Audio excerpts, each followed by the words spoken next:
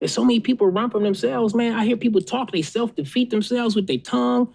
You know, the perception of everybody's glass is half empty. It's like, dude, you got a glass. You want to talk about people who ain't even got a glass? How to beat the trap. All right, peace, family, and welcome back to another episode of How to Beat the Trap in Real Life. And I'm here with my brother, actor, superstar, ex-pro ball player, entrepreneur, and family man, all that, leader in our community, Karon Joseph. Don't forget the Joseph Riley. Peace, King. Welcome to the Trap. Peace, King. What's going on with you, man? Thanks for having me. Of course. I'm happy to have my brother here. We know we got some amazing energy in this episode. So, King, the Trap is defined as a program or system that is entices or entangles you, right? It's designed to entice and entangle you, but secretly for the benefit of another, right? And so on our podcast, we bring on overachievers who have defied some of America's most infamous traps, like the corner trap, the college trap, the corporate trap, the culture trap, right, et cetera. And so I know you've been through a lot in your life, hailing out of Detroit, the D, and now all over the movie screens and TV screens here, and have also done something that many of us aspire to do and have not done, which is play professional ball, et cetera. So you got an amazing life story, so much ahead of you. What we're going to do first, I want you to tell that part of the story of where you're at today. Okay. And we're going to talk about who you are today, what you're working on, the amazing platforms you've been on and accomplished, and then we're going to reverse engineer out of the trap and talk about where you actually started your journey, right? So let's get into who is Karon Joseph Riley. What do you get into? Tell them all that. So we're in the present time now. Present time. Okay, so I got to know what part of the time. Yes. Present to future. So presently, Karon Joseph Riley is an actor, a producer, a father, a husband, a friend, a brother, a lot of different things. I'm evolved in a way. Sure. Always evolving. Yeah, always evolving. But I feel like I'm in a part of my life where it's a lot of things are just really making sense for me. I mean, I'm out of the theoretical stage of life. I'm into the actual stage of life where I know this technique is tried and true. So now it's just step and repeat. Gotcha. You see what I'm saying? Duplicate. Yeah, it's just basically duplicate. I've already survived, like you said. I've already escaped a couple traps already, so I know how to avoid them now. I mean, I'm in the avoidance stage of life. Right. That's where I'm at today. All right. So as an actor, what are some of the projects and producer, what are some of the projects that you've been in or supported in that capacity? Was it as an actor and a producer? Yeah, well, I just finished. Either or in both. Yeah. So I just wrapped up 2 features I did with my partner, Marcus Smoot, and I. The first one was a Mary Switchmas, which my wife, Terry J. Vaughn, directed. Okay. It was a great Christmas movie about 2 kids switching bodies over the holiday. Then the second one to be produced was Christmas at the Frat House, which is now finally in post, about to be finished up the next day or so. And those are this is just last so far this year. Gotcha. We'll be going to pre-production for another one that we're shooting at the top of the year in January called Next Thanksgiving. My book is coming out in first quarter, Man Laws, My 2 Cents to a Young Black Male. Love it. Yeah. The shoe line is coming. Okay. Keep Peddling is growing as a brand. I tell people it's not a brand, it's the energy. Get some, because what I want to represent is just the guy who has the vision, sees it, and the whole idea of I'm just not going to stop until I hit my head dead on it. You know what I'm saying? Right. So, and it kind of goes with everything in my life. It's like you get on that bike and you just keep going until you get to the end, right? So I tell people it's not a brand, it's the energy, and if you want to represent that or feel that, get your hat. You know what I'm saying? So talk about that. Keep pedaling. So you're a biker. Yeah, right? That's where it kind of originated from, being an avid cyclist. I get so many things. I call it my meditation. Everybody has a different meditation, I believe. You know, you have traditional where you can sit down and be quiet in a room. But I didn't really grow up in a quiet environment, so I don't really thrive. I like solitude, but I operate a lot better sometimes when there's a lot going on around me. Right, when it's busy. Yeah, I don't know what that's about, but I'm usually when I'm watching a movie, I got a TV show, I got something going, I got a bunch of stuff happening because for some reason, that's how my mind works. But anyway, I like the noise, so that's what I need sometimes to be creative. Yeah. So as a cyclist, tell us what's the furthest distance you cycled? 100 plus. I've done 110, but I do a ride every year for my birthday, which I call my spirit ride, which is like 98 miles into Alabama from Georgia. First day, then I stay overnight, then I do it again the next day. The next day is the day. You know, you first day, I did. But that second day, you be like, oh man, I don't know. 98 miles? Yeah, I don't know if I want to sit on this bike seat for 5 hours a day. I don't want to drive 98 miles, let alone cycle 98 miles. Yeah, man. But you know what I do, Jay? It's like my grounding for the year, man. It's like how I prepare myself for the upcoming year, man. It's like, yo, I can still do amazing stuff, so let me just continue doing amazing stuff for the rest of the year. Like it just sets the table for me. Like, yeah, you still. I can imagine the confidence and energy you got to have after cycling 100 miles. You got to feel like Superman for real. Well, it just lets me know I'm still one of the baddest men in a 100-mile radius. You know, when I played in the N.F.L, I used to always say I'm probably one of the baddest men within a 500 to 1,000-mile radius because, 1% of one of the best athletes on the planet at that time. So I used to do that. But now, as I know, they're slowed down, and these muscles now are more for TV and anything else. They have no functionality now at this point other than looking great. So I still consider myself within 100 miles. Right. Still one of the baddest. Ain't messing with me. Still one of the baddest lions around. You know what I'm saying? Right. I ain't messing with the whole Serengeti no more. I don't want none. I don't want no smoke from these young boys. I don't want no smoke. Right. I'm the baddest man within 5 miles. Hey, 5, I can't mess with me. Hey, 5 is 5, dog. That 5 is yours, though. You know what I'm saying? And, right. and every year as we get older, and as long as we, keep evolving, we can hold on to our mileage. Absolutely. You know what I'm saying? That's the goal. Just keep your mileage where it's at. You know what I'm saying? Don't get smaller. That's all. Right. Awesome. So tell us about some of the other past projects you've been in, like where people might have seen you, on a TV or film screen. There was a joke going along the line of the Christmas thing of me. I've done a ton of Christmas movies. Right? It started with the Marry Me for Christmas franchise that I, did with Swirl back in the day, early in my career. And for some reason, I get called to do a lot of Christmas movies. So I'm up to, I think, 14 or 15 or something like that, right? So, Christmas movies? Yeah, just Christmas movies on various different things, You're right? just that guy. Yeah, I guess I just got a jolly attitude. No, I always say, I let The Rock have the summers and I just take the holidays. I think it's a fair change. Right, it's all right. It's fair exchange. So that's kind of where I've been kind of focusing on. That's why I did produce 2 movies and starred in 2 Christmas movies this year. I'm just going to keep it going. You know what I'm saying? Right. Awesome. I'm going to produce a Christmas movie or star in one every year for the rest of my career just because, business-wise, it's an easy transaction. Right. If you're just known as a Christmas guy, Christmas ain't going nowhere. You're locked in. If I got to lock in with something, oppressive and pagan, I might as well lock in with that one. Right. Pagan holiday. Right. You know what I'm saying? Give my family a legacy. If I got to do it, I'm gonna use it for my game. Gotcha. So talk about the family side. Father. Yep. Husband. Yep. I got 3 kids. Yep. My son, the oldest son is 20. My son is 13, and Lola's 7. Just turned 7. The princess. Yeah, we've been at the queen in training. Right, is the what queen she in training. Say no more. Right.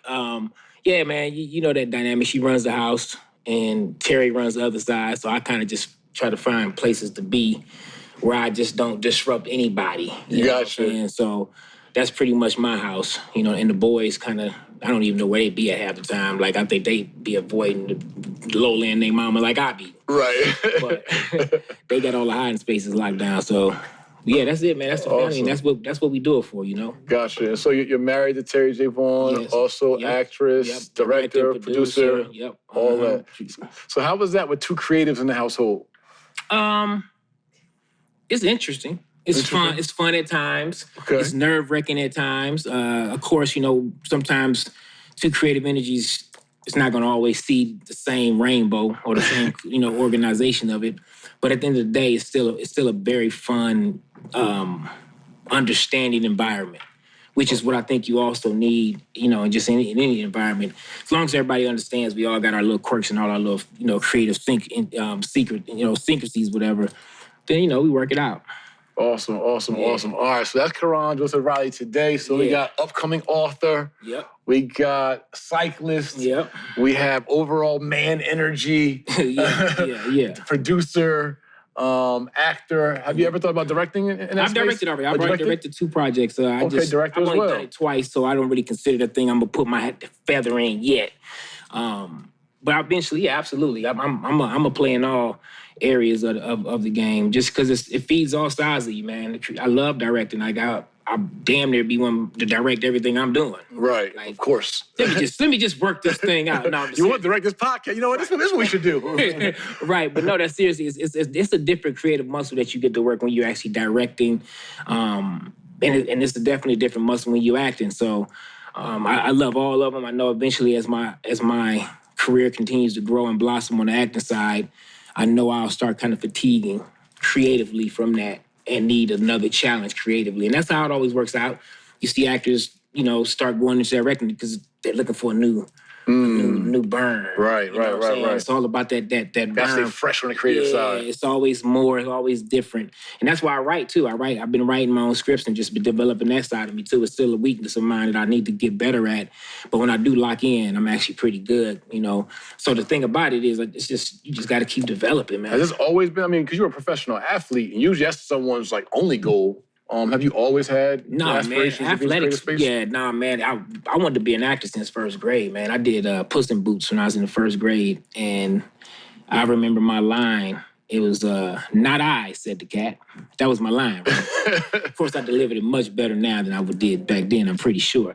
But my mom and them went crazy down front. It's and at that moment, I was like, yeah, I'm doing this forever. I'm gonna be a star. This is where it's at. You know what I'm saying? One line, I got that. Oh man, wait till I get the whole movie. You know what I'm saying? Gotcha. So that was the birth of what you're seeing now.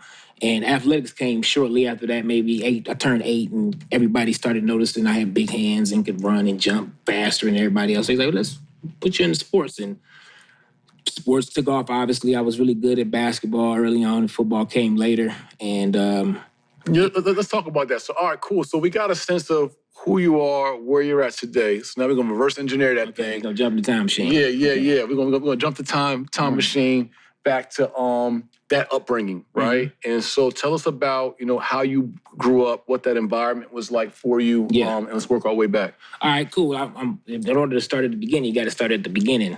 A man named Fred met a woman named Angela. They liked each other enough to get naked, and next thing you know, there's a sperm named Karon that made its way. That was determined to keep peddling until he got to the egg, and now you're sitting here looking at him. But no, seriously, both my parents was teachers. They were educators in Detroit, in the Detroit public school system. I have 2 brothers, one older, one younger. So I had the advantage to see what not to do, and what to do, what worked and what didn't work. And I also had the advantage of leading. I learned how to follow and lead early in life, which I think is a very key component to middle child vibes. Yeah, I think all great leaders have that ability to be understanding when it's time to be the leader and when it's time to just kind of fall back and let your team rock it out. You know what I'm saying? I think that's a very key proponent to leadership, just in my personal opinion. So for me, I was very fortunate to grow up in the middle of an overachiever older brother that was very instrumental in kind of creating a drive in me. I guess it's called silver. If you ever had pets or dogs, when you see a dog with a high prey drive, that's what you want. You want a dog with a high prey drive because that dog is trainable. That dog is that dog will do anything for you, right? So I consider myself a spirit with a high prey drive. Okay. So I would see my brother achieving. Everybody was giving him kudos for all the shit he was doing. I was like, shit, wait till you see what I got cooking. You know what I'm saying? So that was... What kind of things was he achieving in? Man, he was everything, man. He went to college at 16. He got double promoted when he was young. He got a full photographic memory. I got a partial, he got a full. Anything he sees, that's there. Wow. I remember most things I can see, but him... So he went to college at 16. He was a great football player. He was the guy. Right. You know what I'm saying? Everybody was he was the guy. And I just wasn't comfortable being outshined. It just wasn't something I was comfortable with. I don't know if it was just how I came here, and I'm never going to apologize for it. But he was the driving for me to follow and emulate. And then I had a younger brother, so then I had the opportunity to see somebody chasing me too. Like, oh yeah, nah, you ain't getting this title, homie, because I knew how I was. And I know you might be hunting me, but I ain't gonna lose. So it was a great position to be in. I wouldn't change it for anything. So fast forward to growing up with that environment in Detroit, Michigan, which is a city that was mostly black as I was growing up, and at that time it was a lot of some parts of the city just very poor. I can't sit up here and make up a story about I grew up in like the projects. I didn't. Both my parents were college educated and took advantage of what they had, what they got. It's a blessing. Yeah, it definitely is a blessing, and I'm fortunate and for that as well. But I still lived in the city. Like I still went to school in the city. I still was. You already know what that was. In the mix. Right. I just got a little break. So I didn't have to go sleep in the craziness too. Right. Right. Like a lot of my friends. Like a lot of my friends didn't get a break. Guys I went to school with, some they were in the trap. You know what I'm saying? And I was one of the guys that you knew when you growing up, you all the athletes. I became that guy. Mm-hmm. Like if something was going down, hey, you leave. Right. Bye. And then we would just scamper on 5 minutes later. Man, Pookie, and it was in the shootout. Everybody did. Right. Word? Yeah. I was just there. Right. That was the blessing of me in the city of Detroit. I was always the just there guy. And again, I look back on that and I'm thankful. A lot of times it was my own intuition that told me to leave. And I've always trusted that as well.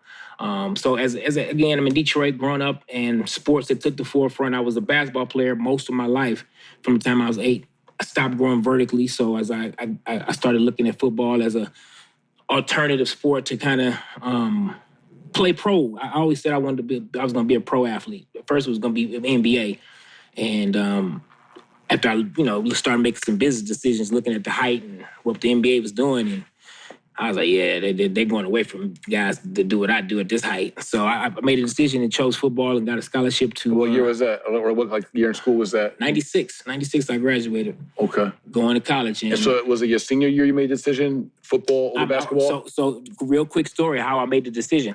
I'm at an AAU tournament. If everybody who doesn't know, AAU is like Amateur Athletic Association for basketball. Big thing. It's huge now. I play AAU, yep. Yep. So I was in Chicago. Anybody who plays, the big Chicago tournament they do every year. And I'm there playing with Team Detroit. What position were you in basketball? I was a small forward. Okay. Small forward. Handle was sufficient. I could do, get break, whatever, and could have bounce. And my mid-range was nasty. And back to the game. They used to call me a young Toby Bailey type guy. Gotcha. Right? So I was at this tournament. Team Detroit, Team Michigan. We represented best players in Michigan and Detroit on these teams. So it's the tournament. It's killing, right? Man, that's when I saw Kevin Garnett. Kevin Garnett took the ball off the backboard, one hand, palmed it, came down, took 3 dribbles, and was on the other side of the court. Dunked the ball. I called my dad and said, hey, yo, tell those coaches at SMU I'm going to take that football scholarship. He said, whoa, I thought you said you're going to make the decision at the end of the summer. I said, I just saw the future of basketball, and I ain't nowhere near it. And that was really... That ain't it. No, it was amazing. It was the most amazing I've ever seen it. I was like... He was like a basketball going in that direction. And he's 6... He was... Imagine a 7-foot guy looking like a 6'1" guy. Right. That's Kevin. I mean, people don't understand how crazy freakish Kevin Garnett was because he played really good team basketball. Right. But Kevin Garnett could have went to the NBA and dominated like LeBron is. Right. If he just chose to. Right. Yeah, Kevin Garnett was a bad boy. So but he made my decision to go play football. Okay, so where'd you go to school? I went to SMU out of high school, then stayed there for a year and a half, which is Southern Methodist University in Dallas. Eric Dickerson, got a rich history for football. They actually the only team in college sports that got the death penalty. A little history for everybody watching. And the death penalty is when you lose all your scholarships from school the previous years because of scandal. So that's how dirty SMU was back in the days with Eric Dickerson and them. So you have a death penalty, mean like a lifetime, no scholarships? No, it was like, I think a 3 or 4 year ban. Wow. Like that kills the college, that kills the school, right? Basically. Right. So they was the only school that ever got that. And you went and played what position? Defensive end. Okay, so SMU, then you went where? Transferred out of there to University of Minnesota. And that's where every kind of thing kind of just took off at that point. I had to sit out a year because I played as a true freshman. Got that year back, came out, led the Big Ten in sacks for 2 seasons in a row, drafted to the 4th round and to Chicago Bears. Played there a year or so, got traded to Atlanta, stayed here in Atlanta most of the time, and that's what brought me to Atlanta. In between that, I kept my home base in Atlanta, played in Washington, Toronto, and a couple years arena towards the end of my career, which was part of me escaping one of the traps. Gotcha. All right. Did you graduate college? Yes, I got a degree in psychology. All right, so graduated college, went to the league. Yeah. Played how long in the league? Total years? 5 years, got my pension. Gotcha. 5 years in the league, got your pension. Went over to arena football. 2 years in arena. Gotcha. So tell us how that helped you. Transition. All right, so tell us how that arena football helped you. All right, so as I was leaving from football and NFL, I already knew I was going into acting. It was like, all right, done with Washington, we're done with NFL, been there, great experience. Got a T-shirt and some arthritis to show for it, right? I went to L.A., flew right from Washington, went back to Atlanta, got my stuff packed, went to L.A., and was like, all right, time to get going. So at the time, my brother was in charge of a record label, and one of his artists, Tank, was going on the road to a play. So he's like, look, man, you want to do this acting, so Tank is going on a play. Go on the road with him, help push the single out, but then you get to see the acting world, you get to be around it. Right. You start to kind of, immerse yourself in the world. Somebody always told me if you're going to be something, you got to start hanging around at something, right? So, all right, and I get paid. It's like a paid internship on a play. Right. So I went on the road with Tank, and that's where I met my wife, Terry. And at that time, I knew I was transitioning and was about to go into a new stage of life, but I hadn't planned on finding a wife and taking on a stepchild, and then Khalil was shortly following. I was like, dang, I'd have made this real. I would have made this more difficult than I had planned. You jumped out there. Yeah, I did. I did too much too fast. But that's me. I'm always that guy. I'm an extreme guy. At the end of the day, if I know that's what I'm doing, that's what I'm doing, and it is what it is, and that's what it is. So Terry met Terry, and then at the time, my agent was calling me like, hey, man, these arena teams can call him. Man, if you call me with another arena team, they gonna pay you $95,000. What team is this? He was like, man, it's in Vegas. Vegas. Terry in LA, Vegas. I ain't never lived in Vegas. That might be fun. All right, $95K, I ain't gonna find that nowhere in 6 months with my skill set. I'm a football player. Right. With no other skill set but football right now, right? Right. So I went there, got that year. We didn't win. I think we won one game. It was the funniest, most unprofessional situation I had ever seen in my life. Like, it was guys not even coming to practice some days. Or they would come in still drunk straight from the casino. I'm like, wow. And I was like, I see why you guys have never seen it to the NFL. Like, I was so, like, people look at me like, oh my God, you made it to the league and you this. And I'm like, yeah, whatever. Give me my money. Let's keep moving, right? So then the next year we ended up in Cleveland. Bernie Kosar brought the team. We had a really good season. I had, made another nice chunk of money for 6 months of my time.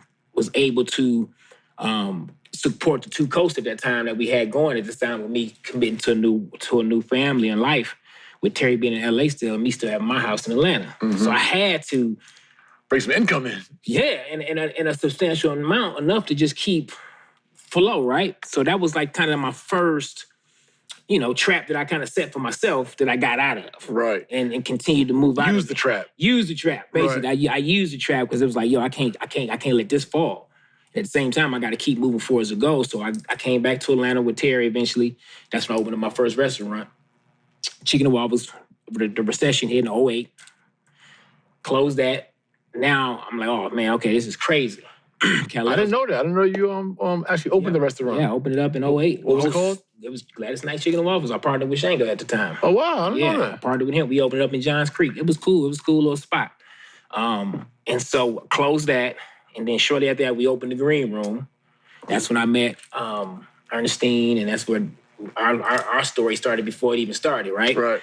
And at that point, I just was working at the Green Room, helping Terry with the Green Room, and then somebody called me like, we want you to come. What was the Green Room, by the way? The Green Room is an actor's book lounge. Kind of like they have these bookstores in LA that you can go and get plays and stuff from, coffee. It's just a really actory world. Hey, peace, family, real estate pioneer, Jay Morrison, coming to you live from the Black House. Why haven't you got your first of its kind video textbook, interactive video textbook experience, the 12-step real estate crash course. This book will make you a real estate power player in real life with over 6.5 hours of video lessons with 290 pages of real workbook experiences, tests, quizzes, assessments that give you the skill set, mindset, and formulas needed to dominate in real estate and be a power player in any part of the industry in real life. Homeowner, realtor, wholesaler, landlord, flipper, developer, don't matter. You need this book. Your family needs this book. Go tap in, click the link right now for your interactive, first of its kind video textbook experience in real life. Tap in. 12stepvideotextbook.com. So Terry was like, man, we need something like that here in Atlanta. So she went and created it. And it actually, we had like a 2-year run, and it was really good because it was so many talented people that came out of that green room experience that I'm still getting to see their careers just continue to grow. Your wife being one of them. Just watching everybody that came, that's why I met everybody. Like everybody's still growing, and it's just always beautiful to see sometime when you can see the beginning of something and you can actually enjoy it, mature. You know what I'm saying? That's how you know you're getting older and you start talking like that, right? I just love to see the trees and just go through all they little cycles of life. Yeah, no, that's how you know you're getting there. But no, so this phase, you went from being in the league, arena football, but now you ventured into entrepreneurship, right? Well, yeah, now I'm still working for people because now I went back into the restaurant game. Man, I took 2 years off from when I reclosed mine and went for an old teammate. Okay. And he had a company where he was in charge of doing a recession. His company was in charge of all the foreclosed houses. Wow. So we had to go and maintain all these foreclosures. So I would do like 20, 25 houses a day. But of course, like anything I do in life, I would get a system, get my squad, and we get trained up. And I had my truck. I was in charge of the whole truck. Like I was basically there to just make it all get done. So my teams would be done fast. Of course, overachieving everything I do. So I was taught, though, that's serious. I was taught, if you're going to do it, then it's got to be done at the highest level because your name is on it no matter what.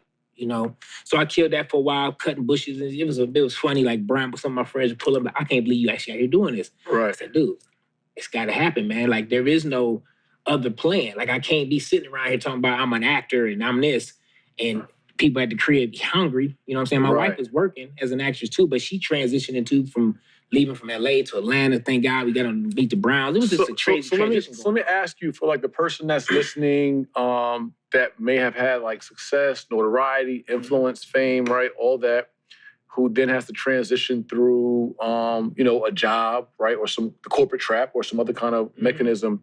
Did that play on your ego, on your pride at all? Like, hey, I'm a former N.F.L. athlete, right? I'm a former, man, I'll be honest with you, Jay. I never really identified with being an NFL football player. That was just something that was one thing I was good at. I've never made that my whole singular being. Yeah. You know, I knew guys that were like that. And, a lot of those guys ended up going into coaching and talk about it. I couldn't talk about football for no job. Like, I don't care. I ain't watched football in, how long I ain't played? 10, 15 years. I ain't watched the whole game. Right. It matters not. It's like I can't even believe I played that simple game. Because you evolve to a point. It's, swear to God, it's like... That's simpleton. It's very simple. You run into another man and stop him from crossing the line. And that makes billions of dollars. If you really enjoy football really a lot, you should probably question your IQ. No, I'm just joking. It's really barbaric. It is, but that's how I look at it now. Here, you take ball. I swear. You stop him. Stop him from getting across that line. I pay you a lot of money if you do. Like, really? Gotcha. So and then in the meantime, you destroy your brain and your body. In the meantime.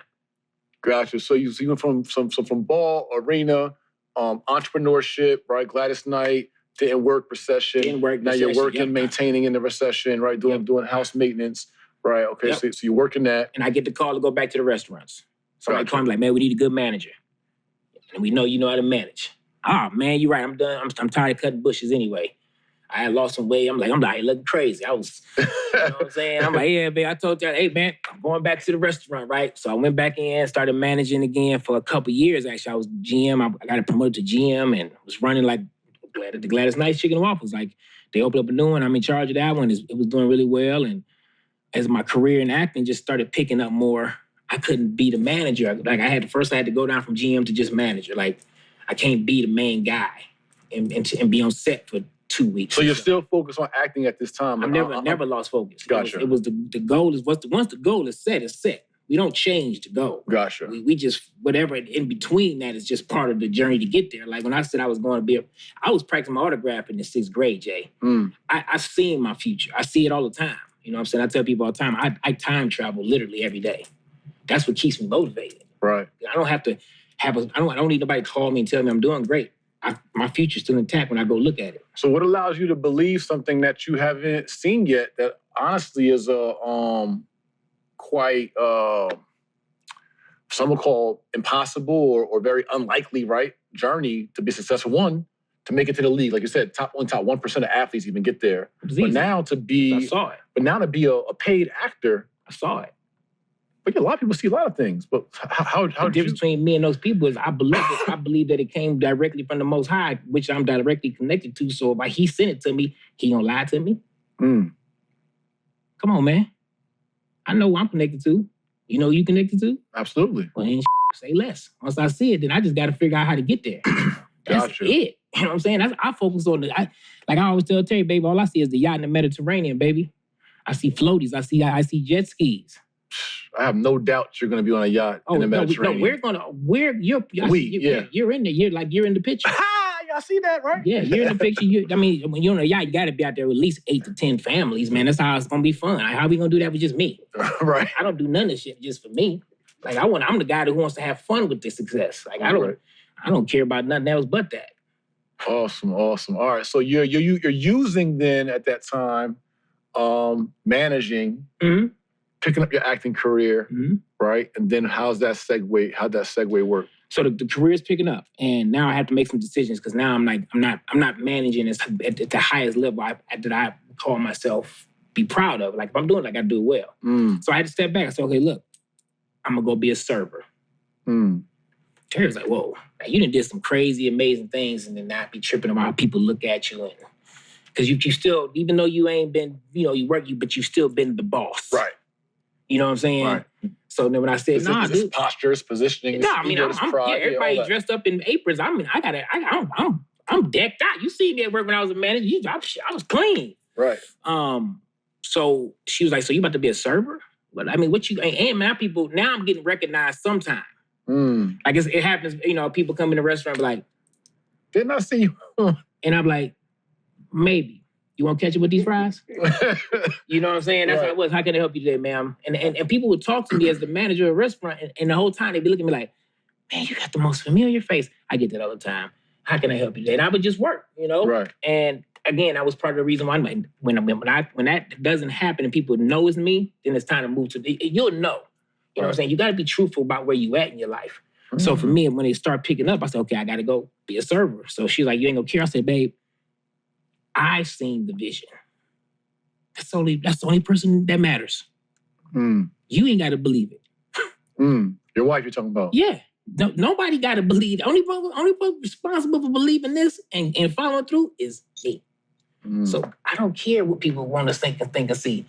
Because while they sitting there thinking about whatever that is, they could have been thinking about what their plan was, and I'm going to be passing me so far gone. Right. Y'all contemplating and gossiping over me and what worried about why I'm at serving food and serving tickets when I got a movie on TV right now. Because that's sometime that came up when I would bring food to the table. I just watched your movie. How are you doing this? I said, you just watched the movie. You didn't see me on no billboards coming in. You didn't see me on it's a level. I said, and right now, my kids knee deep.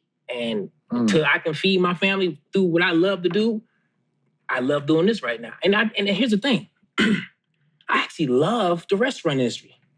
I love it because I get to talk to people. I get to see different people every day. It's like set. It's a challenging job too. It's one of the hardest jobs on the planet, bro. Running a restaurant, working in a restaurant. That's why I tell people all the time, like, man, tip your people. Sometimes service could be bad, man, but just you never know what's going on in their personal life. Always at the minimum, leave 20. If it was amazing, leave double. It's just, to me, you got to appreciate those kind of people because, like, for me, it taught me so much. And this whole time, Jay, I'm one of those people that use everything for training. You know what I'm saying? So, like, when I'm in the restaurant talking to customers, I'm using that as my acting muscle. Right. You know what I'm saying? That gives me the ability to walk in casting rooms and I don't get nervous at all. Right. I sit and talk to strangers every day. You know what I'm saying? Like, so you start working and you always stay intentional. But I always stayed intentional about what the end goal was. Even in the midst of cutting bushes next to a Latina guy, and we sitting there talking, I don't understand what you're saying. Yep. I got a plan. Right. And that's the difference. Either you got a plan or you don't. Awesome. All right, family. I want to give you my trap analysis real quick. Right. So I'm really, I want you guys to really be locked in because there's a few things we can pull from King Karon today. One, his level of self-confidence and self-belief, right, is something that we all can adopt and what we all need to be any of the traps. But King Karon made it through Detroit, beating the corner or correctional trap by being intentional about his environments, intentional about listening to his intuition, and having a family support system, right, that could support him. Also, King Karon used the college trap to be able to catapult into his N.F.L career, but also get a degree at the same time, right, and build a network through college. And then King Karon really leveraged the corporate trap in a way that allowed him to pursue his ultimate dreams, understanding that, see, this is where it becomes less of a trap, right? See, it's a trap when you are fooled and enticed and entangled. You didn't allow, whether it be the foreclosure job or the restaurant job or the GM job, oh, I got a GM job, so now I'm gonna forget about my dream. Yeah. Right? A lot of us get a good job or a position or a title, and then we forget about our dream, we forget about what we told ourselves, and that's when you get enticed by the position, enticed by the check, enticed by the retirement, and you allow it to entangle you, and you forget about the little boy's dream at 12 years old or at 6 years old. Mm-hmm. And you can't let him die. Don't let that person die, because when that 5-year-old dies, life becomes a little different, man. You see it on 90% of the people walking around. Trust me, just look in people's eyes. That's why I protect my eyes a lot, because a lot of people ain't ready for the light you might see. In real life, right? So guys, I want you guys to be, and all of us to be able to pull from that and understand that it's nothing wrong with the job, it's nothing wrong with the college, it's nothing wrong with some of these things, right, that you gotta do sometimes to survive, but are you using it or is it using you?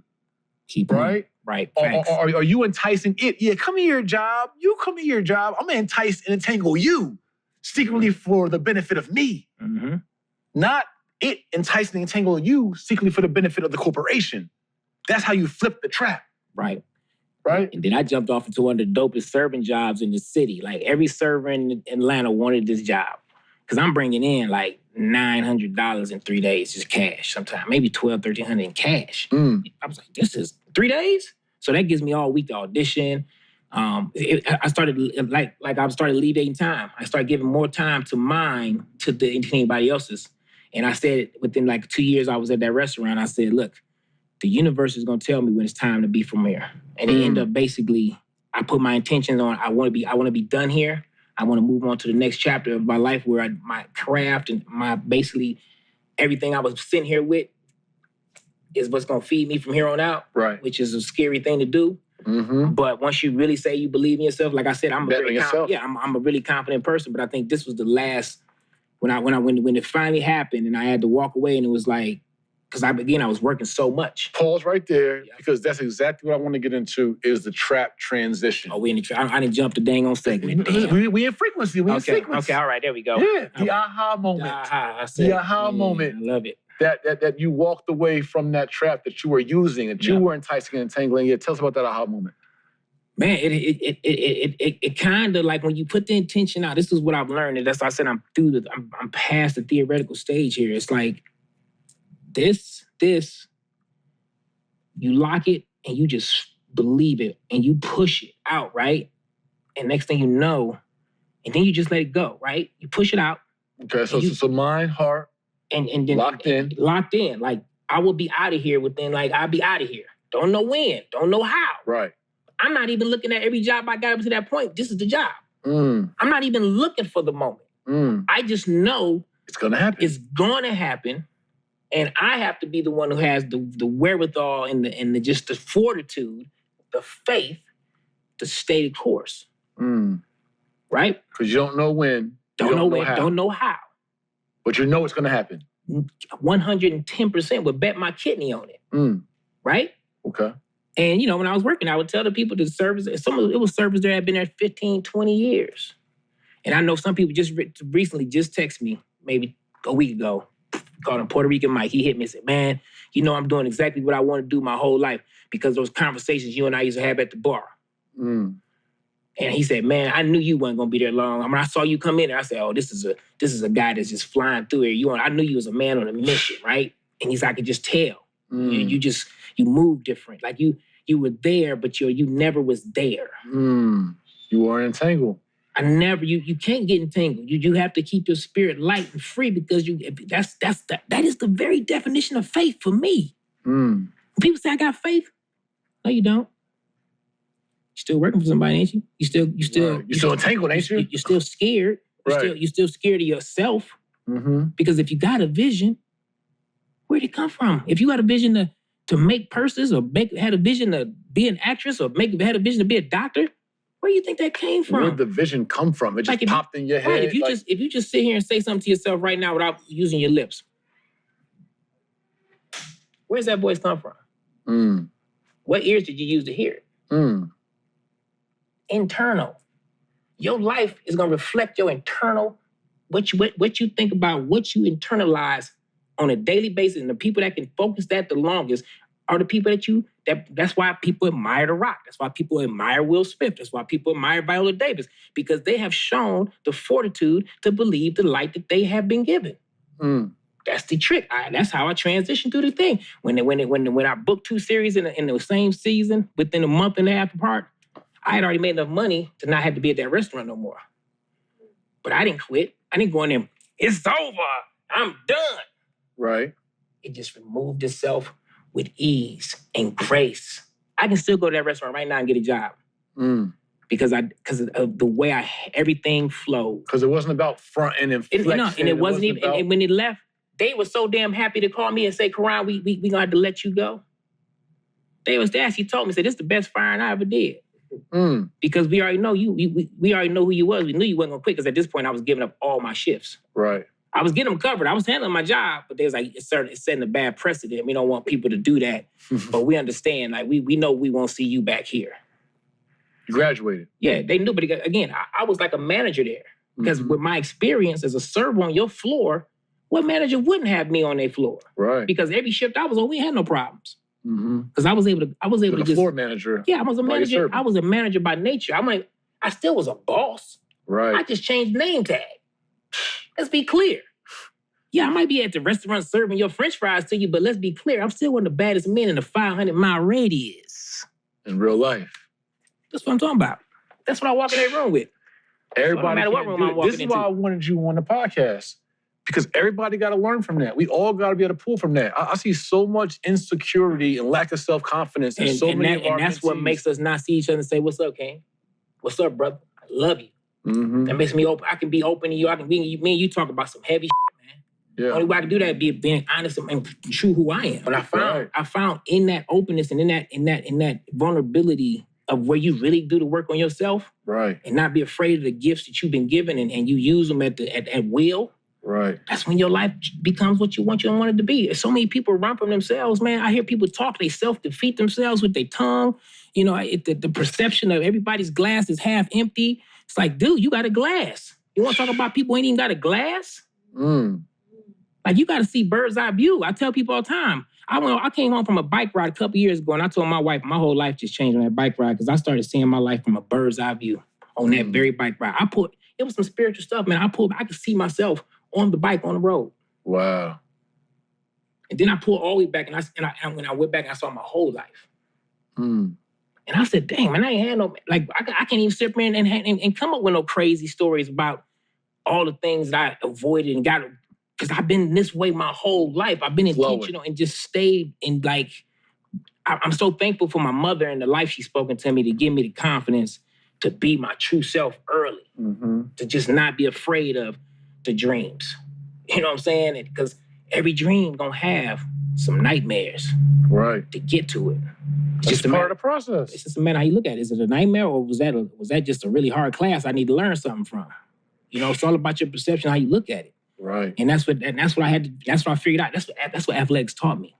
So I'm so thankful for the athletic journey. It was able for me to cross into this acting world. And well, you know what's so interesting? You talk about like folks who are mad they got a glass half full, but they got a glass, or they got a glass with a few drops in it, but they got a glass. Some people don't even have a glass. Don't even have a glass. Right? Like you're doing 100 miles on the bike. I might poop out at 10, but I can still do 10. We had one of our How to Beat the Trap alumni, Queen Keisha Green, on here, who lost her legs as an amputee, right? he was talking about See, I ain't got no hard life. people can't even walk in her footsteps. Yeah, see? Right? People that she's standing 10 feet tall with no legs. Yeah, see? That and so somebody fortitude. is discouraged because they can't ride a mile or ride 10 miles or ride 100 that you're riding. When there's somebody that can outdo you on your 100, but you got a queen that doesn't even have the ability right now to cycle and doesn't even want prosthetic legs because she wants to walk in her testimony. I don't even want the fake legs. I want you to see my testimony. Right? So it's all perspective about somebody at home right now complaining about your life, but you can walk to go turn your light switch on or off, even if you ain't got no lights. You can still walk there.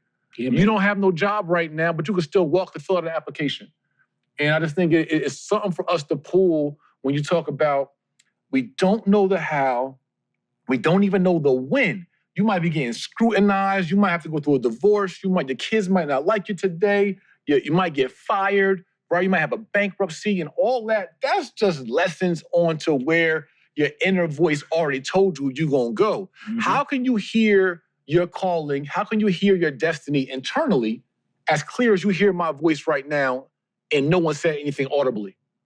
But you heard it as clear in your head the same way you hear my voice right now. So what you say in your silent voice, I always say, if you ain't saying it, who's saying it, right? So what's said in your silent voice tends to be what is said out loud to everybody else. You see what I'm saying? If you can be talking, I'm sassy, I'm confident, I'm strong, but that silent voice is saying you ain't nothing. You're too fat, you're too skinny. You don't have beautiful skin. You don't have beautiful hair. You're not smart enough. You're not strong enough. And that's the voice. No matter if you got on all the clothes, you got the best car, you got the biggest house, you got the biggest net worth. To me, you are broken. To me, you just a shell. I won't. There's not an amount of money that you can give me that I would trade the knowledge of myself with for anything. You can say, man, I'm gonna give you $1 trillion. I don't care. Because if I lose myself, then I'm just gonna be out there lost and that's miserable. When I played N.F.L football, I was miserable because it's not what I wanted to do. I did it because I was like, okay, I got to accomplish the goal, and I tainted it because I took it for the wrong reason. I went out for the wrong reasons. I wanted the money, and I wanted the excitement of being a pro football player and that. But I love basketball. Like I love acting. Like I love creating. Like I love... Right. And I'll do all those things for free. You ain't got to pay me nothing to act. But you do. You do. and the rate is actually pretty high now. But I'm say that to say I made a ton of money playing football and I was miserable. So I say that to say that's what helped me generate my new, like one of my mantras along with the Keep Pelling is I don't chase people, I chase my purpose. And I never chase money, I just chase my greatness. And it's like, you trap bars. Yeah, you touch those two things in your respective life, your life. You touch your purpose, you touch your greatness. I guarantee. You'll be happy. And you ain't gonna need the money gonna chase you. Facts. Well, what do you think The Rock is doing? What do you think? I study these people. The one common factor I look in and I see in their eyes, bruh, they stop doubting. They like, I'm gonna tell the world what you gonna see me as. And believe it. And they believe it and they do it. Period. People gonna look at this interview in 10 years and they gonna see me on this thing with his sunglasses. They gonna be like, man, he's a star. He thinks he's goddamn right. This is my idea of a star. I'm living it. I'm living it. This is what it looks like to me. What does it look like to you? That's your question that you gotta ask. Right. What does it look like to you? What does it look like to her? What does it look like to her? To you, inwardly. Inwardly. To me. And that's what shines out and it's authentic and it's the truth. And that's why, again, you people don't, it doesn't come off as ugly or arrogance. It just comes off as it's just me. I'm breathing.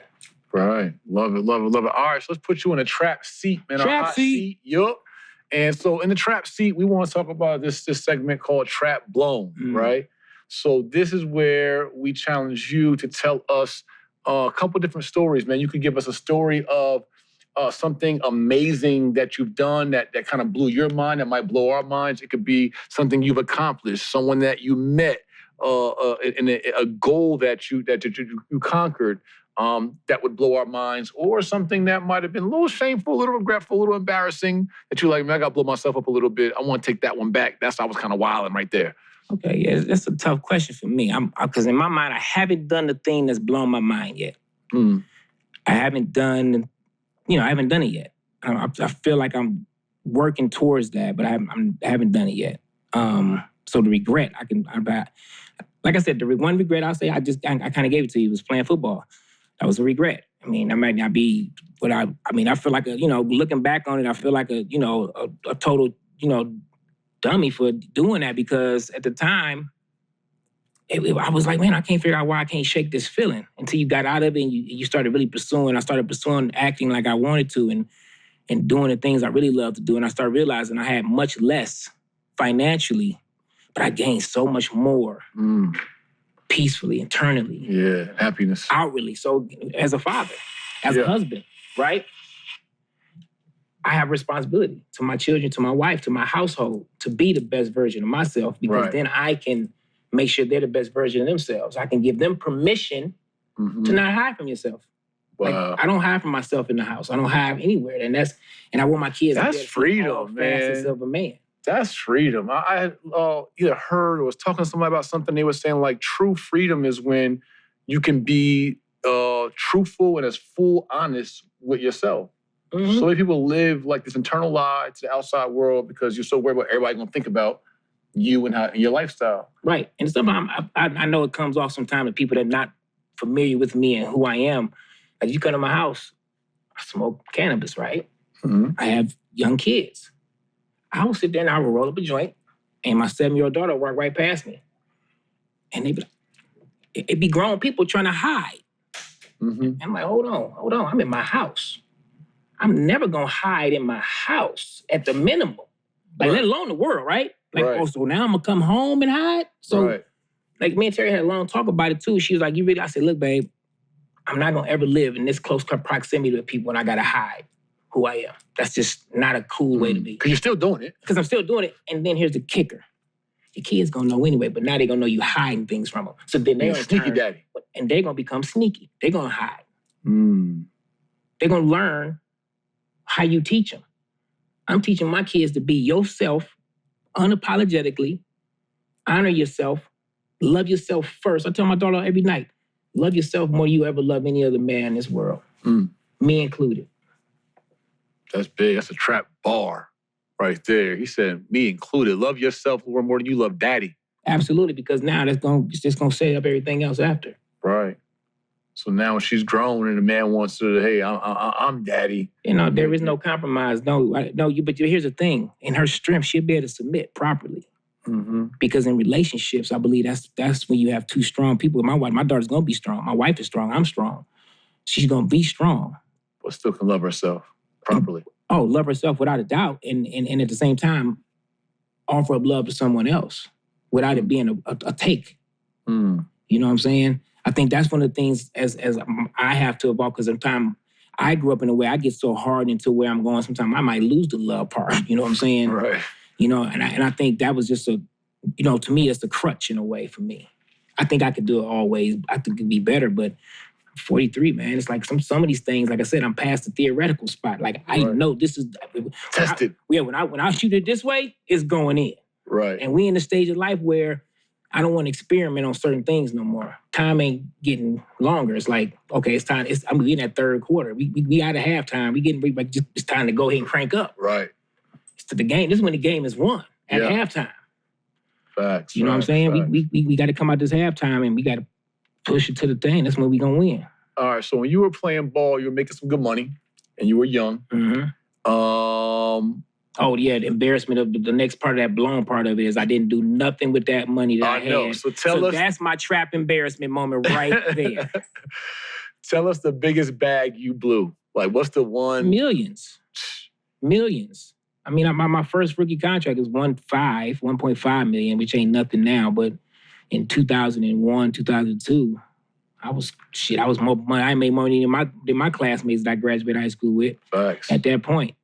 Is there one big night you remember, one big purchase you made, one big foolish thing you did where you like, I just blew a bag on some foolish stuff? What I know about money, everything I paid over $5,000 in was stupid, basically. Because it was, to me, it just wasn't necessary. Like, I wish I'd have been one of those guys who just bought the one car, bought it, paid it off. Instead of going to buy the $20,000 chain, I would have put $15,000 in a stock and went and got a $5,000 chain. It's just so, instead of dropping, you know what that is? $50,000 on a Porsche, I should have bought a dang on high-rise apartment complex type thing. And that's the dumbest thing I did at the time. But I've given myself grace because I didn't have the knowledge or the wherewithal to use it like I did now.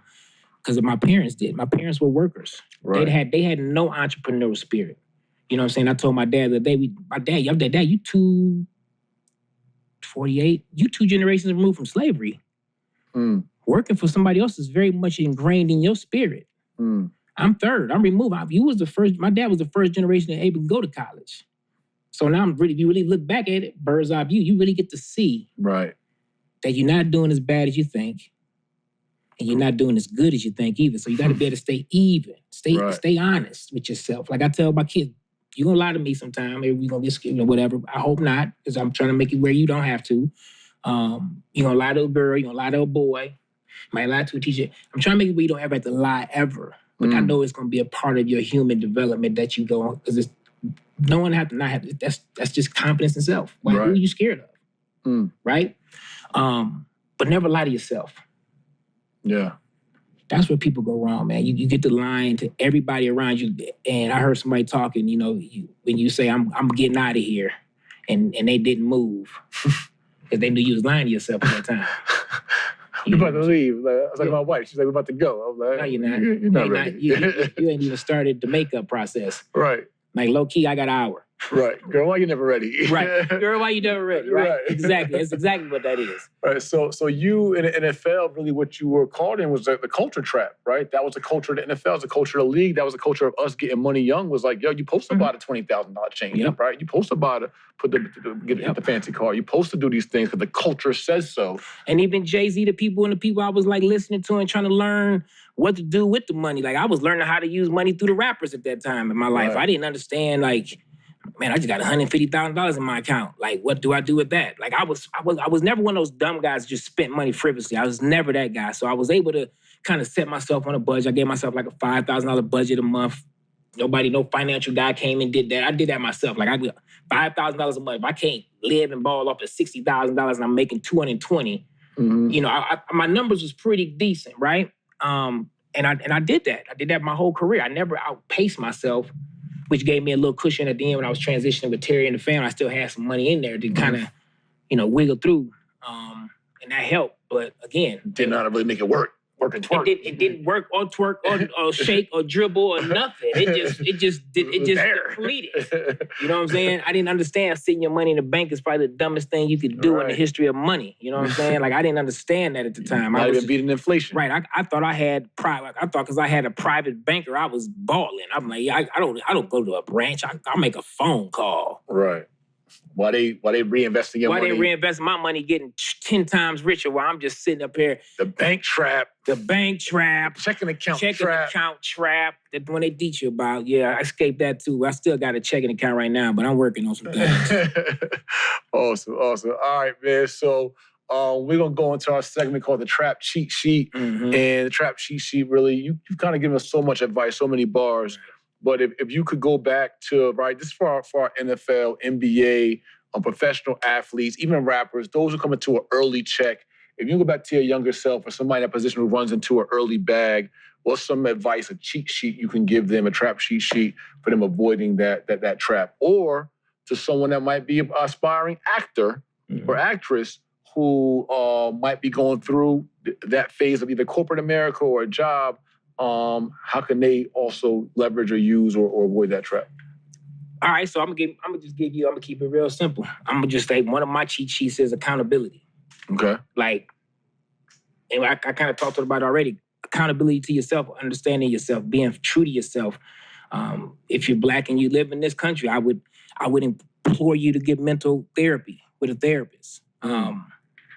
That helps. It helps you really that unlock a lot of the curses that are in our genetics that we're not aware of. And I tell people it's a lot deeper than just what you see with the eyes. You got to go so deep into that spirit that you can start unlocking the past situations that's been tangled up in your spirit. So I would implore us to all be accountable to ourselves. And I got a really good friend, you know him, David Banner. He said something to me years ago, and it's one of the things, like, you have moments for things that resonate with you and kind of change your perception of things, right? He said he has this thing in his office we used to when he had the office. It's my fault even when it isn't.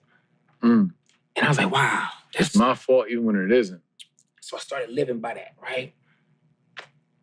And, you know, I'm married, I got a family, I got partners. And so when something happens in conflict, first thing I do is I go inside. I try to find my part of that conflict.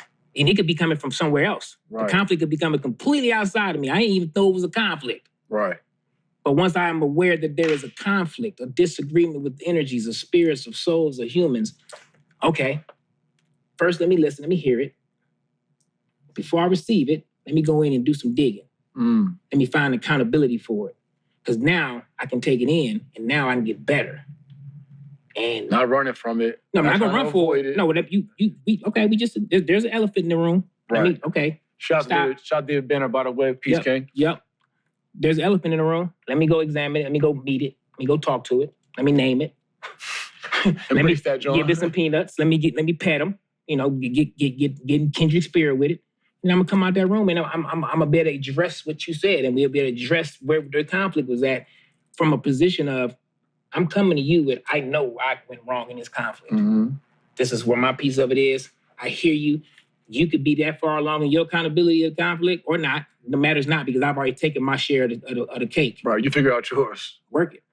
I'm taking my accountability. So give us that. Me, and that's one of my cheats. How can someone who avoids accountability, right, who just likes to deflect and it's the complainers, the people that always say it's somebody else's fault.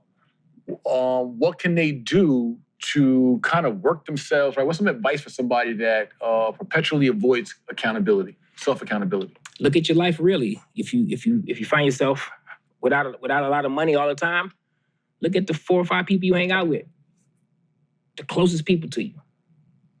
Start taking account of, start cleaning your books. You know what I'm saying? Open up the books. Let's really get into this. Then you look in the mirror. You got to look at the mirror, because if you chances are the problem that you're having, the problem that you're having is internal. You are self-sabotaging yourself in your thoughts, in your daily occurrences. It starts in your thoughts, because your thoughts are what motivates you to do your daily work towards what you see and what you're telling yourself. You know what I'm saying? And so to me, that's why I say you got to be accountable to yourself. Accountability is the one thing. Like, I know when I'm slacking off, I'm like, yeah, I done worked out 8 days in a row. I think I'm not going to do nothing tomorrow, because I probably just know I need to rest. And just be accountable. Like, I'm going to lose some little ground tomorrow. Right. And you got to be honest. And you got to be cool with that. And be honest. Like, one of my coaches, my acting coaches always say, man, as actors, we do ourselves a disservice when an emotion hits us and we don't just honor it. Like, instead of judging it, like, if your spouse says something to you that moves something in you that you didn't agree with, don't run from that. Don't block it. Go in there, figure it out, because you're gonna learn more about yourself. Why am I feeling this kind of way? Yeah. So then you go. Why did it make me feel salty? Why did it make me feel insecure? And you start really digging. You might go all the way back to like 3rd grade when there's something happened to you in that class at that very moment, and you find that scar. Then you can put a Band-Aid on it. Now it's strength. Honor the emotion. Honor the emotion. Don't judge it. Just honor it. Honor it. And if you can, write stuff down if you want to go in and start to understand. I try to cry every day. You know what I'm saying? And just to be cathartic. Like, get the fluids out. It's like I try to sweat every day. I try to cry every day. I try to laugh every day. Right. Hard. You know what I'm saying? Let the energy flow. Yeah, man. It's got to flow.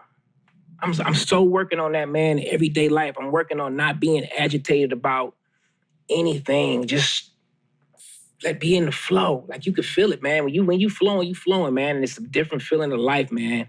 And you start getting real mad at people to take you out the flow. So you know what I'm saying? You got friends that call you sometime every time they call, you know what's the problem. Right. Those kind of people might not be to be in your life no more. Right. Energy thieves. I look at people, you take me out my flow, I got to leave you alone. I got to put you on the flow. Because really, when I'm in my flow, I'm at my best self. You know what I'm saying? I'm better as a man, I'm better as a father, I'm better as a brother, I'm better as a husband, I'm better as an actor, I'm better at everything.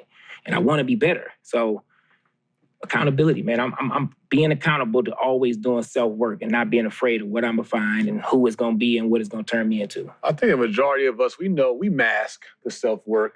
It's just easier to just mask it and to bury it and to use things and purchases and other laughs and smoking and drinking and sex and clubbing and partying and anything to distract us from having to be accountable to your goals, to your dreams. Everybody got dreams. Ain't no spirit on this planet don't have a purpose and don't have a dream.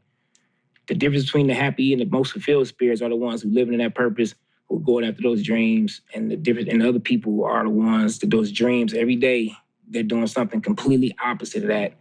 And they slowly dying, bro. It's like watching it's like cancer, man. It's like you just keep. It's like dream cancer. Yeah, man, that's a good one. That's a bar. Dream cancer. Dog. If I was a rapper, I might make a song out of that. Dream cancer.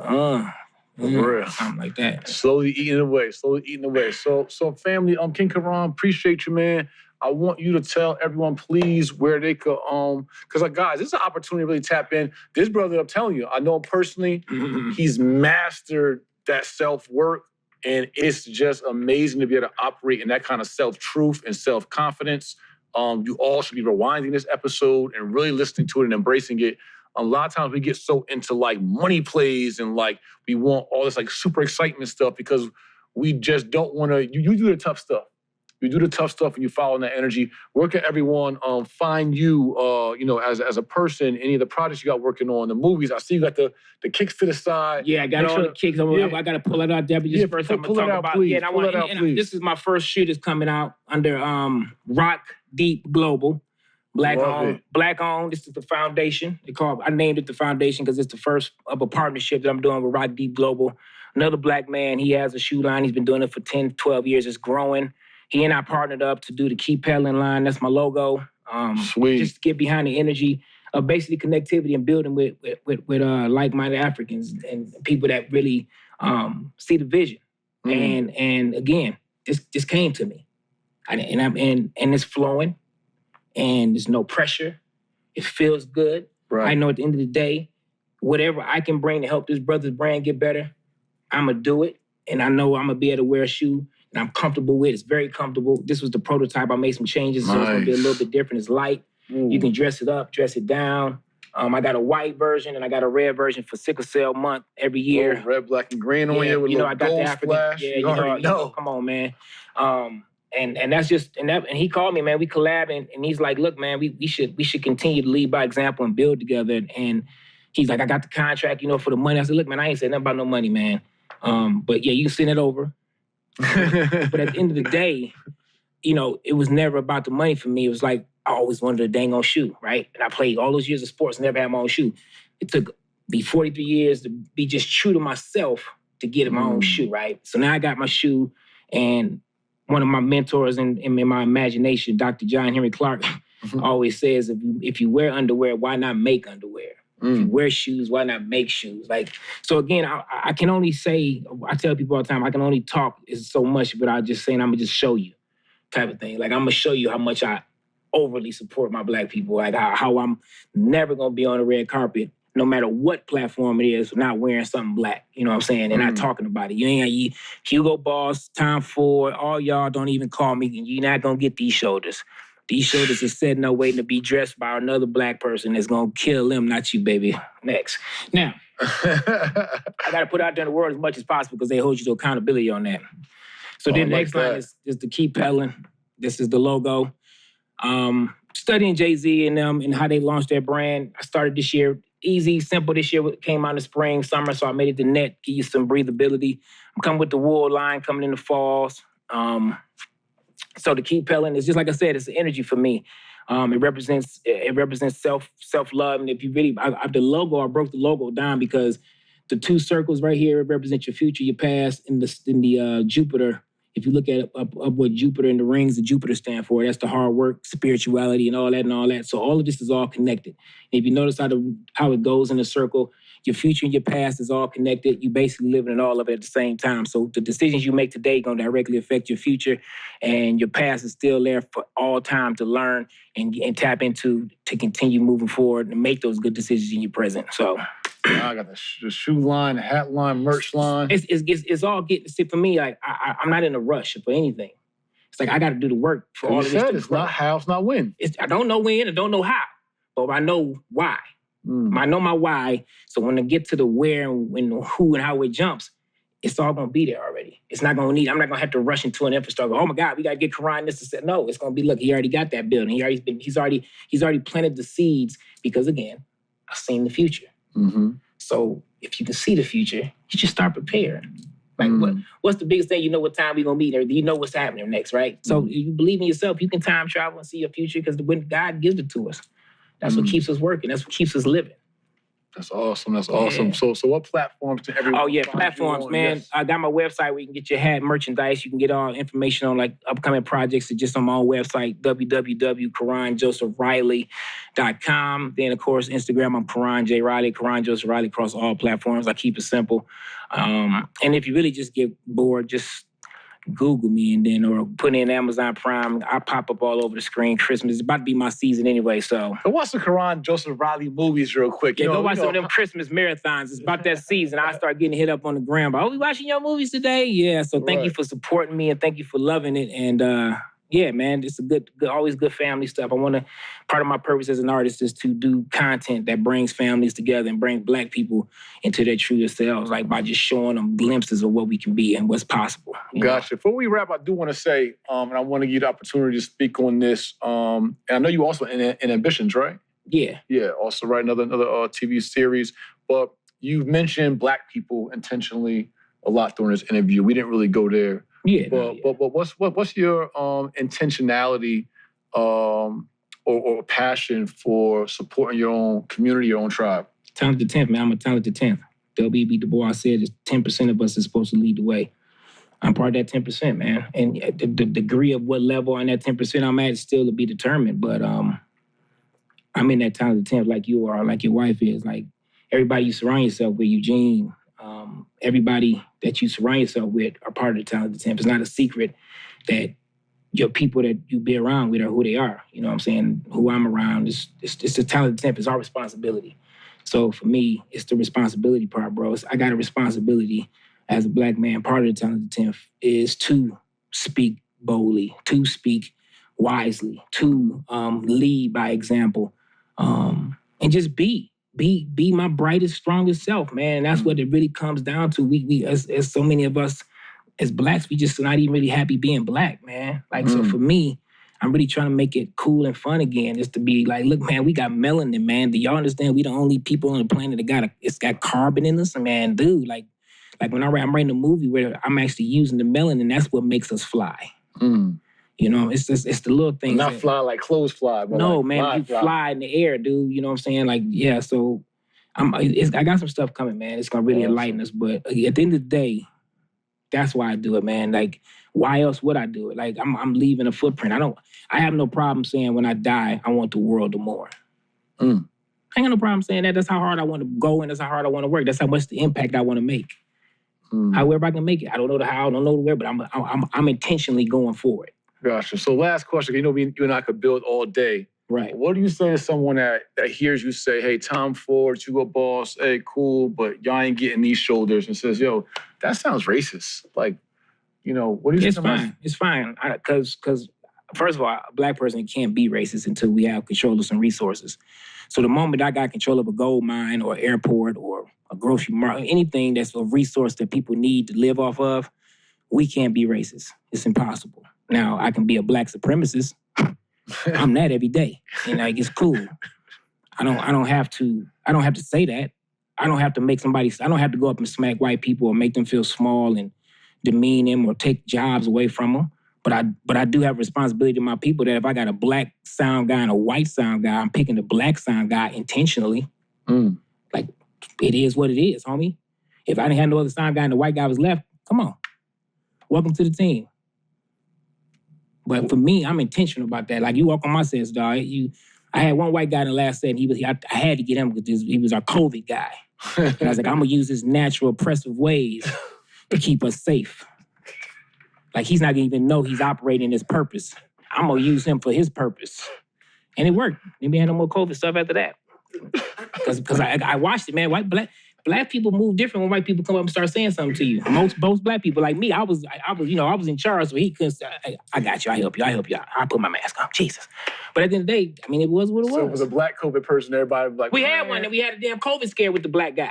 Because the black guy was a little too lax, too cool, too fun with us, you know what I'm saying? So I had to give a little edge to the set. I had to bring in somebody so everybody get on their, had to get everybody on their little, get the hairs on your neck standing up.